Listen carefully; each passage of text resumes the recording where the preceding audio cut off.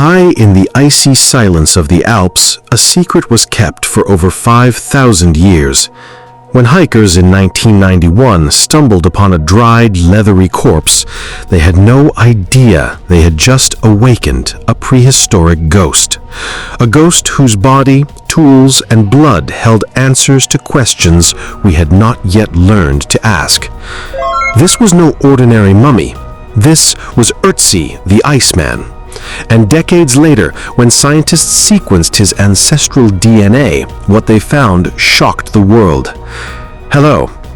The story of humanity is not only written in books. Sometimes its deepest secrets are recorded in the bones, skin, and genes of those who lived before us. The story you will hear today is not just an archaeological find.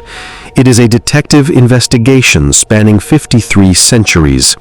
We will trace the path from the accidental discovery of a frozen body to revolutionary discoveries that forced us to rewrite the textbooks on ancient European history. We will learn who this man was, how he lived in the brutal world of the Copper Age, and who brutally murdered him and why. But most importantly, we will delve into the world of genetics to see how the first sequencing of his DNA gave us one portrait of the Iceman, while the latest research conducted a decade later completely destroyed it, presenting a truth that turned out to be far stranger and more unsettling. This is a journey to the very edge of our understanding. And to ensure you don't miss a single detail of this and other equally fascinating investigations, be sure to subscribe to our channel and ring the bell. The truth you will hear today may forever change your view of the past. It all began as an ordinary mountain hike, one of those moments when a person seeks solitude in the majestic silence of nature.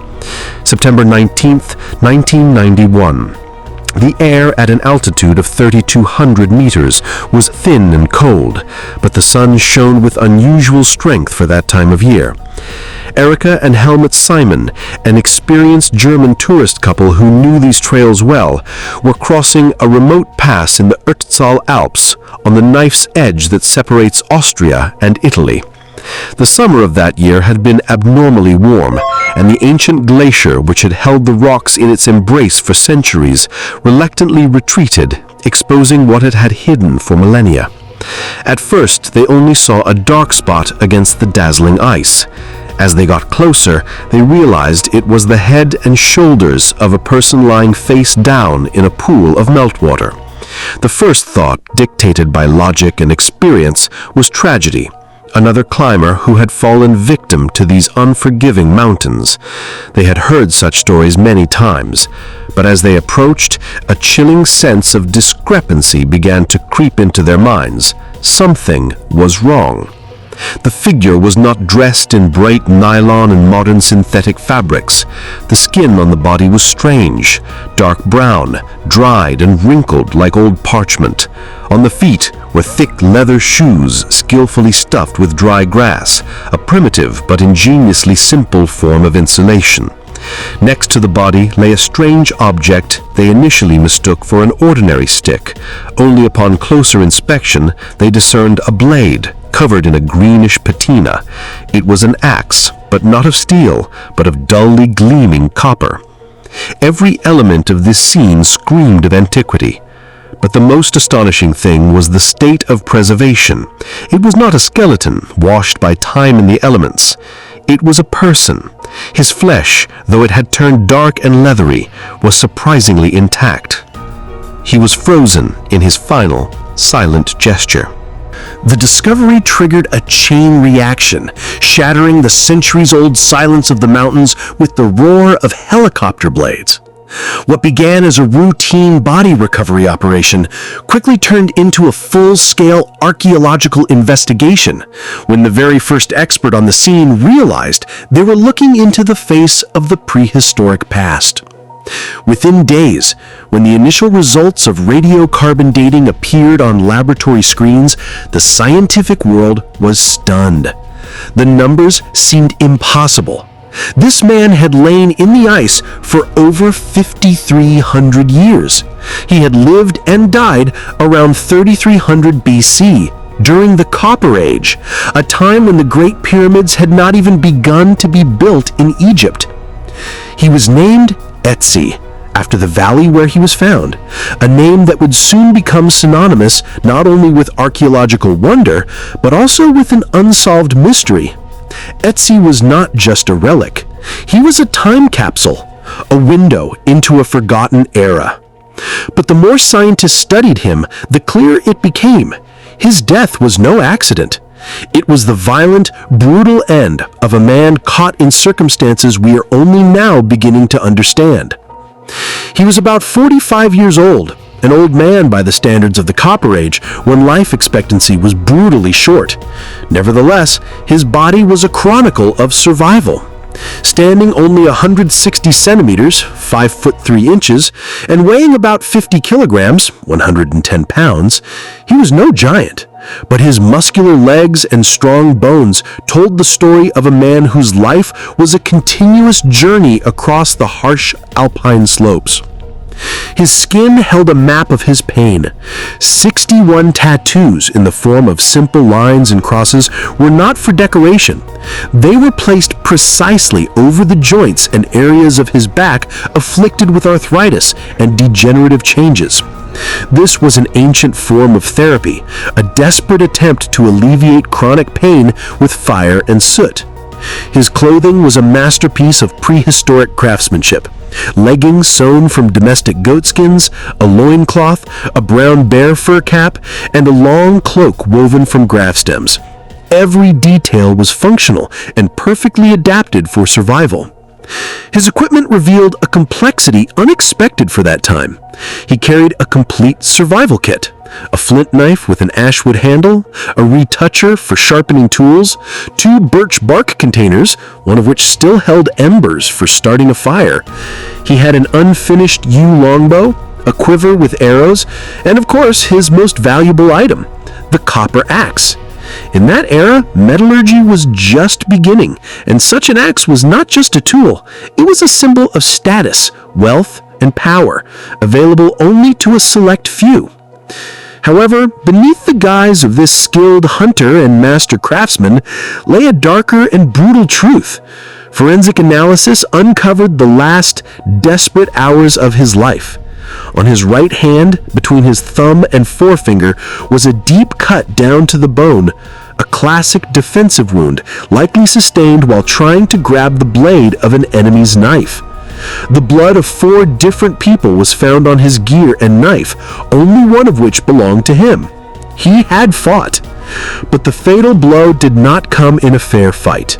The most chilling discovery was a tiny flint arrowhead lodged deep in his left shoulder. The arrow had entered from behind, piercing his scapula and severing the subclavian artery. This was no hunting accident. It was a shot in the back, a murder. Ötzi bled out in minutes, alone, high in the mountains, looking at the peaks that were his home. Who attacked him? Why? Were they enemies from another tribe? Or was it a betrayal by his own people?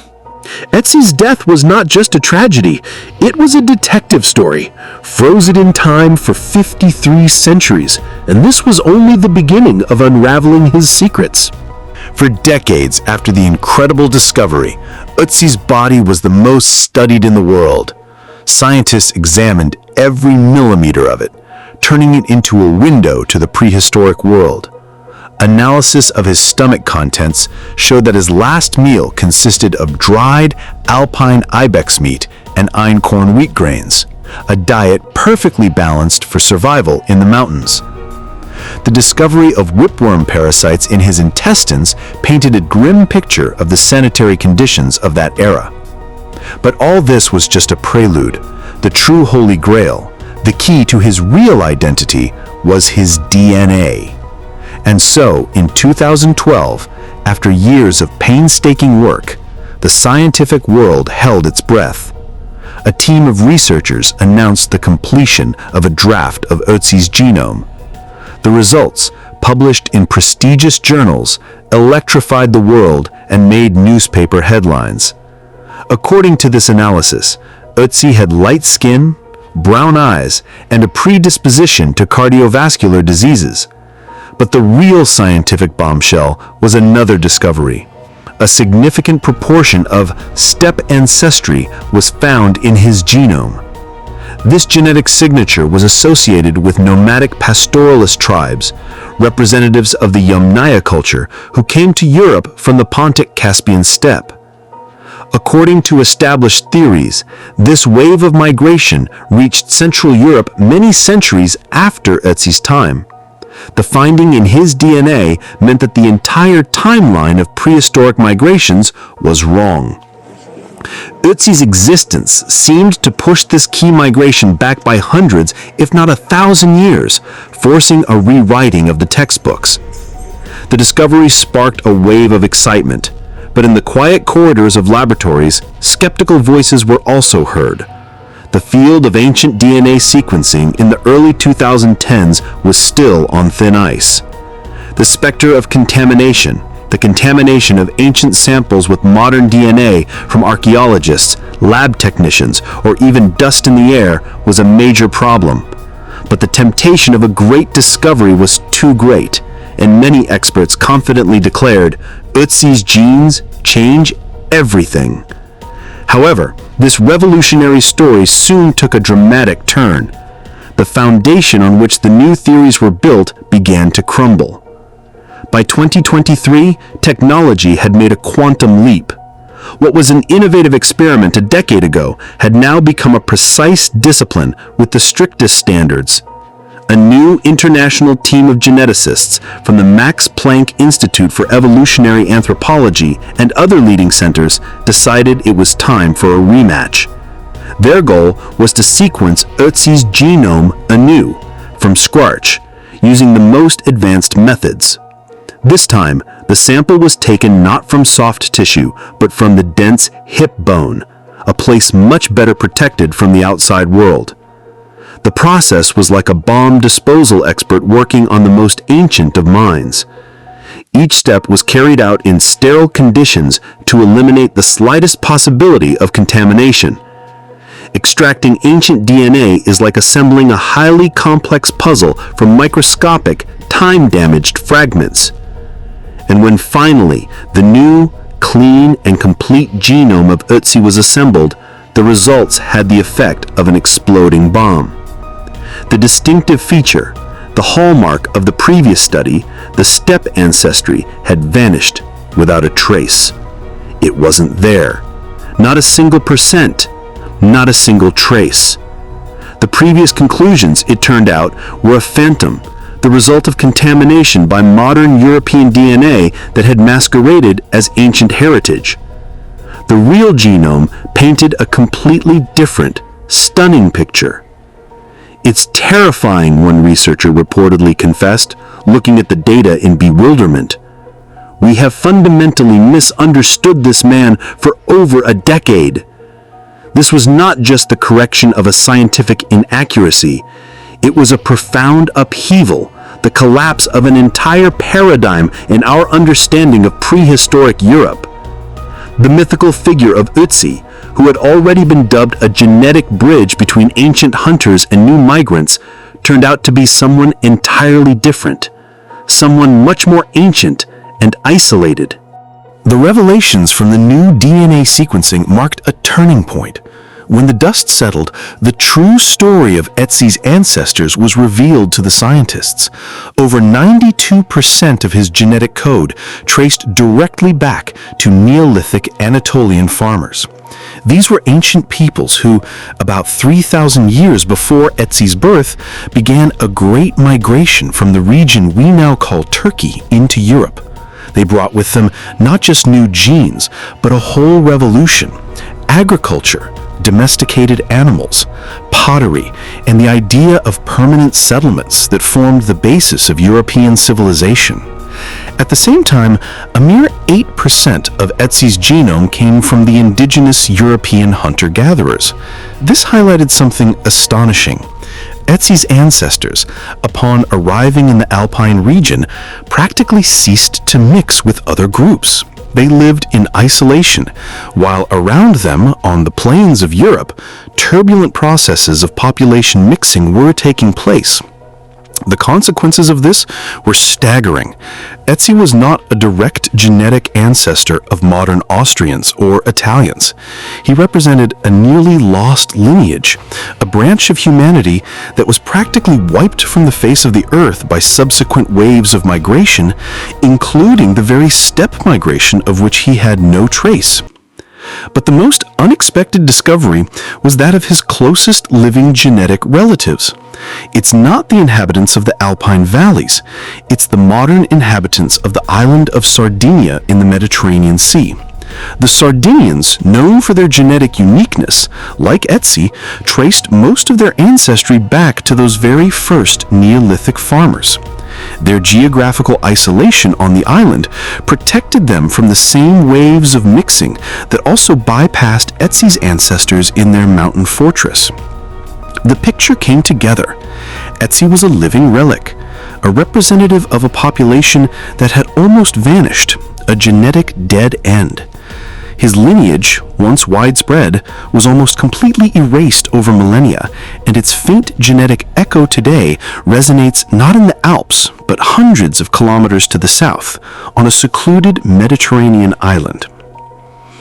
For over 30 years, the image of Ötzi that had taken root in the public imagination was familiar, understandable, and, importantly, comfortable. It was the image of a light-skinned, hardy mountaineer with thick brown hair and perhaps piercing blue eyes, a kind of hero of the European prehistoric epic. Museums around the world displayed meticulously created reconstructions based on these assumptions, and documentaries and books propagated this image, making it part of our collective conception of the past. However, the revolutionary 2023 study dealt a crushing blow to this image. It was a true scientific earthquake that destroyed the myth to its foundations. By analyzing the genes responsible for pigmentation, scientists were able to look through the millennia and see Ötzi as he really was. And the reality was shocking. Contrary to popular belief, Ötzi had dark, swarthy skin, not a light tan, but a rich olive brown hue, perhaps the color of a Mediterranean walnut, significantly darker than most modern Europeans, and even darker than many modern Sicilians. This detail alone challenged established theories about the gradual lightening of skin in ancient European populations. His eyes, it turned out, were not blue, but a deep brown. But the most surprising and humanizing discovery concerned his hair. He did not have a thick head of hair. Genetic markers associated with androgenetic alopecia unequivocally showed that Ötzi suffered from male pattern baldness. This deeply human, almost intimate detail, a prehistoric man losing his hair, made him much more real and relatable. These revelations force us to rethink everything. The artistic reconstructions, though created with the best intentions, reflected not the true appearance of Ötzi, but the cultural lenses and expectations of those who made them. For many, this realization was unsettling. To look into the face of Europe's oldest mummy and see someone so different from the familiar images is to be forced to confront one's own biases. It is terrifying in its own way. It is a reminder that science is indifferent to the stories we want to believe. The face of Ötzi, emerging from the past in all its unexpected truth, is a wake-up call, urging us to embrace a more complex and honest understanding of human history. Ötzi's body is not just an archaeological artifact. It is a medical chart, written in the language of DNA and recorded in the flesh. When scientists deciphered this chart, they saw a portrait of a man whose life was a continuous struggle. His genome revealed an innate predisposition to a whole suite of chronic diseases that we mistakenly consider the curse of a modern lifestyle: atherosclerosis and a high risk of heart attacks, type 2 diabetes, lactose intolerance, and a genetic tendency towards obesity. But this was not just a predisposition. His body bore the scars of real physical suffering. He suffered from painful stomach ulcers caused by the bacterium Helicobacter pylori. He battled gallstones. His joints were worn out by arthritis. and analysis showed that he was infected by Borrelia, making him the first diagnosed patient in human history with Lyme disease transmitted by ticks. Parasites inhabited his intestines, further weakening his already fragile system. Every tattoo on his skin was a desperate attempt to quell the fire that consumed his joints. Ötzi was a body that was slowly breaking down, a poignant mirror of human vulnerability that has not changed for millennia. This discovery shatters any romantic illusions of a golden age and a healthy past. The truth is far more sobering. Life back then was brutal, unadorned, and merciless, and chronic suffering was a daily reality. As researchers delved deeper into Ötzi's genetic code, a puzzling question arose. Why was his lineage so remarkably pure and isolated, while the rest of Europe was a melting pot of peoples? The answer lay in geography. The inaccessible mountain ranges of the Alps became not only a home for his people, but also a genetic prison. Ötzi belonged to a small, closed community that had virtually no contact with other groups. They were, in essence, a genetic island. But this isolation had fatal consequences. In the absence of fresh blood supply, their community's genetic well did not replenish. Harmful mutations and vulnerabilities, instead of being diluted in a broader gene pool, circulated and accumulated from generation to generation, like a hidden inheritance of weakness. Their immunity weakened and their resilience faltered. The diseases from which Ötzi suffered were not just his personal misfortune, but a symptom of the decline of an entire people. This isolation could not last forever. The lineage that Ötzi represented did not survive long after him. He was a living evolutionary dead end, the last echo of people clinging to a fragile existence before the broad waves of migration and conquest irreversibly changed Europe. In the end, Ötzi's genetic island was swallowed by the tide of history, and with it, a unique chapter of humanity quietly disappeared. Ötzi's final hours were a silent drama played out in the icy scenery of the Alps. The evidence carved into his body and left on his belongings tells a story far from peaceful. A few days before his death, he likely covered many miles over rugged terrain, moving up and down the slopes. His movements were purposeful but strained, as if he were fleeing or being pursued. His weapon was freshly sharpened and recently repaired, ready for battle. But despite all precautions, he was not alone. He was being watched, hunted, or perhaps betrayed by someone he trusted. The fatal wound was a treacherous and precise blow from behind, an arrow fired from a distance that struck him in the left shoulder. The shaft of the arrow was intentionally removed, but the arrowhead remained deep in the muscle, condemning him to a swift and inevitable death from blood loss. Ötzi's story is more than the story of one man. It is a mirror reflecting our own past, a history of migrations, brutal conflicts, desperate survival, and the relentless passage of time. He reminds us that science is not a set of immutable facts, but a continuous process of revision, error correction, and approximation of the truth, no matter how uncomfortable or shocking it may be. The Iceman has been dead for 5,300 years, but his story is more alive than ever, and it continues to speak. All we have to do is listen. Thank you for watching. Pay attention to the past.